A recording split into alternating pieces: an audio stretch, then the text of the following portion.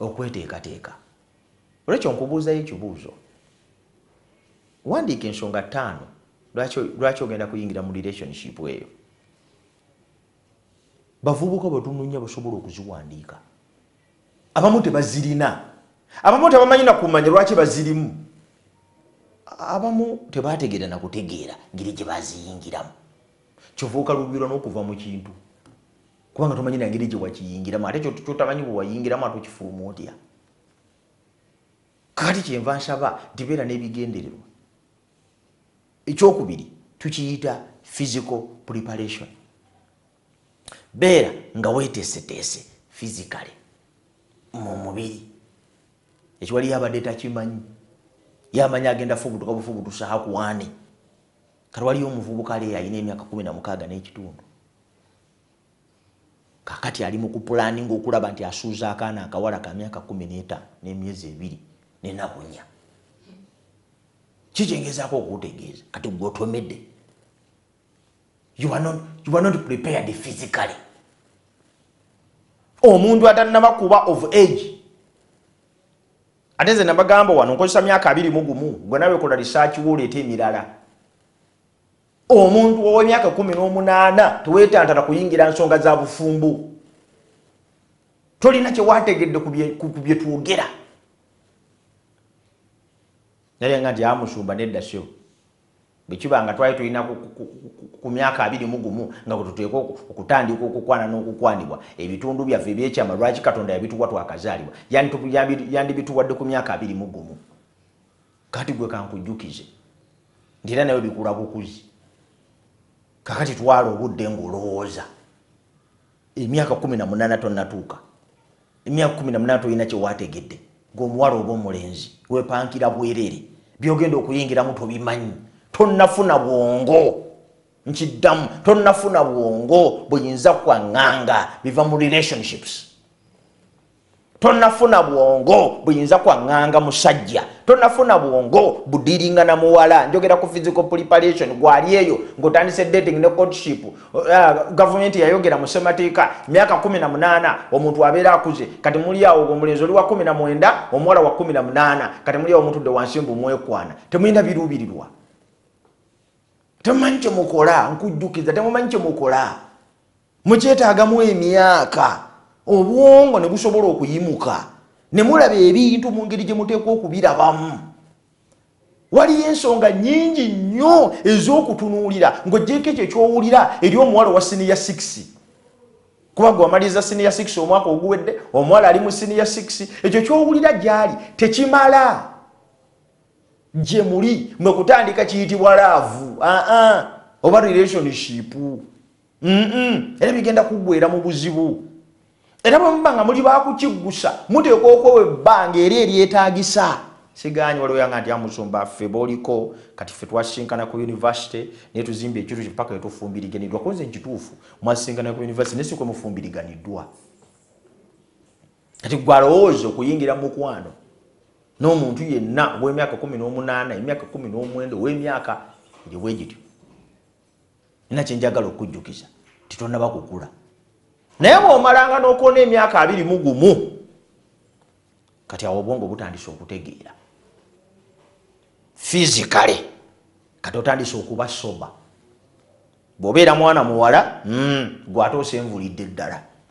Bw'obeera mwana mulenzi kati awo otandise okutegeera ng'abasajja ebandibadde bategeera at 21. Kati weetaagamu emyaka egy'okukola ensobi mingi. Weetaagamu emyaka egy'okuyiga ensi bw'etambula. Weetaagamu emyaka egy'okwezimba n'ebirala. Olulyoka otandika ekigambo kye tuyita courtship and dating. Saagala mufubutukire ebintu bino nga mukyali baana bato. Mbukubanga owulidde okukyamuukirira. Tulabanga ku bbeeri ya mukazi kati ku luno olirabye n'omegerera. Nga ntandise relationship.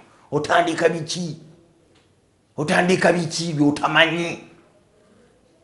Abaana abawala abamu bali curious. Anoonya amuggyako virginity. Ndudde nayo nnyo ku myaka 2. Curiosity. Kwagala bwagazi kuzuula. Kibeera kitya ng'olina omusajja. Baganda bange balina boyfriend nange kanfuneyo. nange ndi muvubuka nange kankwaneko muvemu ebyo byakankwaneko nange kanfuneyo ekintu kyetwogerako kiri sacred twogera ku bantu abagenda okusinkana nga baagala kukola maka so si bantu bagenda kusinkana kuzuula embeerera evaako etya so si bantu bagala kusinkana kuzuula bawokiwulika kityanga okwana bwe kibanga obwongo obukyali ku ebyo tonnatuuka bwegiranga okola ebirala soko ogenda osome soko ogenda ne taata wo ku mulimu bwaba mubazi oyiga okubajja soko beene maama weeko oyiga okufumba okyalina bingi bye weetaaga okutegeera nga tonnaba kutandika kutagalira mu kye bayita relationship. It is too far from you. Gwachanoonya okuvaako embeerera nga y'ensonga yo kiri wala naawe ogenda kukikoleramu ensobi nnyingi toyina bigendererwa birambulukufu saagala kulumya saagala kweteeka mu kati abaga physical preparation be of age olyoka otandike courtship ne dating.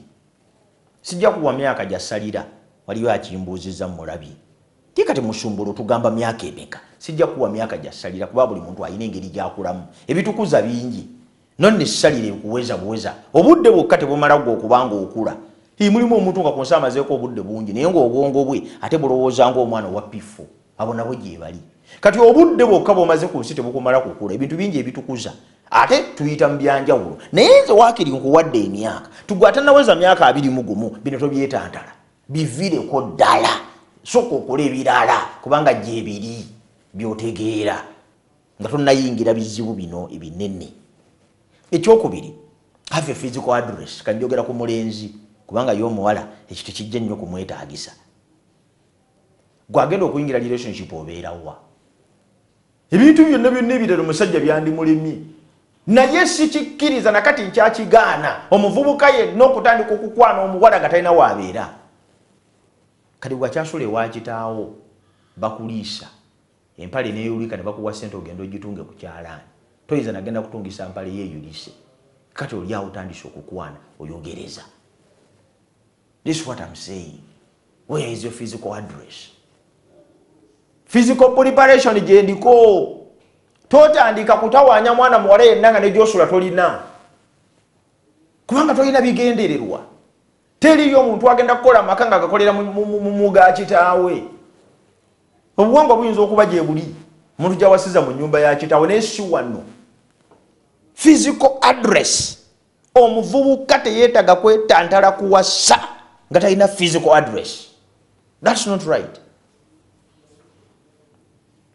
Kati gwatana bakufuna na bwobeera toyina na busobozi bupangisa nyumba toyina na busobozi bugizimba ntegerekese bulungi toyina na busobozi bufuna ya mulimu kale kubanga era ennyumba gye bakuwa olw'omulimu era ebeera ogipangisa kati okwanira ki abaana abawala njagala mbalagula abaliyo omuvubuka kwana ate nga talina physical address kyekino kyewandibadde osooka okutegeera okujonga naawe ebigendererwa bya buluvu nga naawe ebigendererwa byo si bitereevu nga naawe ebigendererwa byo bifu oyagala kubonaabona omusajja akukwana atya nga talina physical address nga talina waava akyali wakitaawe addayo keeka nakebera mu sefuliya maama w'emmere gye yafumbye oyo yaleseemu akatogo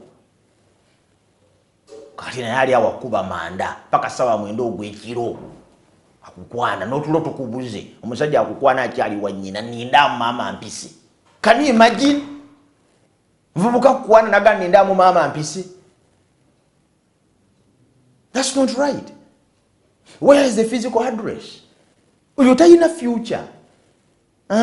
Mufuuze tannatuuka future ayinza okuba gye naye tannatuuka. Kale no, this is key. Physical preparation gye twogeddeko olwaleero okweteekateeka mu mubiri. Work on your physical appearance and conduct. That one is key. Oli mweteefuteefu okukwana gwe bino byenjogera bye bita relationship ze mutandika muzitandika temubirowoozezaako muzitandika temufuddeyo muyina emyaka emeka muzitandika temufuddeyo muzitandika nabo babeerawa muzitandika temufuddeyo embeera zaabwe zikuze Bano mutandika butandisi. Kwa muvubuka omusinkanye wonna w'omusinkanye. Kwa muvubuka omusanze ku kyaki. Kwa muvubuka omusanze w'okolera. Kwa muvubuka omusanze ku kyalo kw'obeera.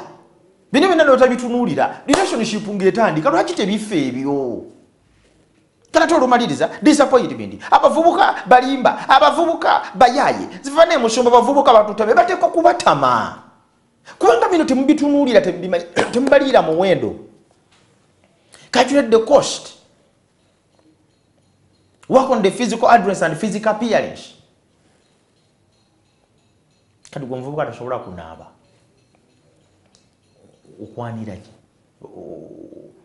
Okwana mukazi anaakunaaza sikitegeera simanyika kyonoonya gwe mu relationship. Watonayiga kweyonja physical appearance. Avubuka muyiwe disgrace. Ogenda okwana omwana omuwala n'anoonya ne wakukkiririza nga talabawo. Can't you work upon yourself?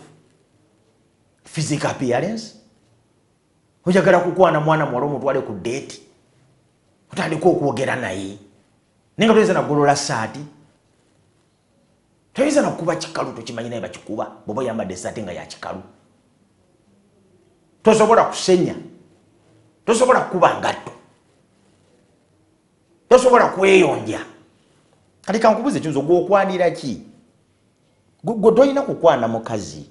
Gw'olina kusooka genda n'ogula ebitabo by'okweyonja. N'osooka otigira okweyonja nga tonnaba kukwana. Njogera ku physical preparation in the courtship. Bibereteri courtship okufa, the relationship okufa. Funya abawala bangi abalese complaint. Ne ku social media obisangako. Yes, biyinza okubanga ebyokusagasaga naye bamuboogeza mazima. Kyekyakulemesa kyekyakuggya mu relationship eyise. Ogenda okwetegereza ensonga ze bawa ng'ezimu ku zo nnyingi ziri ku bukyafu. Kati gwe tasobola kweyonja. Relationship oyingira yaki? Tonatuuka. You are not physically prepared. This is what I'm teaching. Kyekireetera relationships okufa. Kati kyetusomesako mu season 2 kuyamba bavubuka abaffe batandika ebintu ebinaawangaala. Gubadde okimanyi nti okweteekateeka mu mubiri kyankizo nnyo mu kunyweza omukwano gw'ogenda okutandika. Kati bwate weetesiteese mu mubiri tolina obeera kati otandise okukwana. Olwokwana ofundikira otya? Abaana abawala abali obwongo bwamwe bwetaaga okudda. Omuvubuka talina waabeera kati akukwana afundikira atya? Olwedde amaze okulaga nti nkwagala kwebaka kukyokka. Wane gyakutwala talina.